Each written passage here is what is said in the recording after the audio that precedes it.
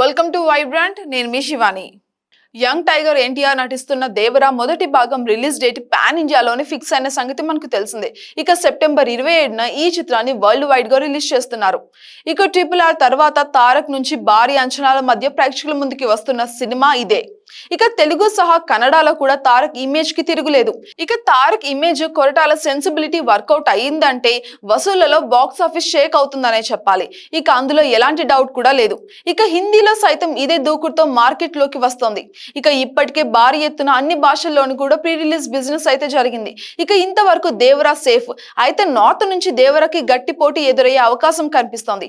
October 4న Hollywood చిత్రం joker 2 కూడా భారీ అంచనాల మధ్య రిలీజ్ అవుతుంది.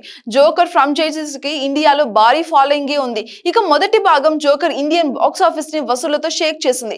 ఇక ఎలాంటి అంచనాలు లేకుండా రిలీజ్ అయిన సినిమా సంచలన వసూలు కూడా సాధించింది. 2019లోనే జోకర్ 70 కోట్ల వసూలు ఇండియా మార్కెట్ నుంచి రాబట్టింది. ఇక అప్పటి నుంచి నార్త్ ఆడియన్స్ లో జోకర్ ఒక బ్రాండ్ గా మారింది. ఈ నేపథ్యంలో ఇండియన్ బాక్స్ ఆఫీస్ వద్ద జోకర్ 2 టార్గెట్ 150 కోట్లకి పైనే ఉంటుంది. అదే టార్గెట్ గా ఇండియాలో రిలీజ్ ప్లాన్ చేసి దిగుతున్నారు. ఇక దీంతో ఈ ప్రభావం దేవరా పైన ఉంటుందనే సందేహాలు కూడా వ్యక్తం అవుతున్నాయి.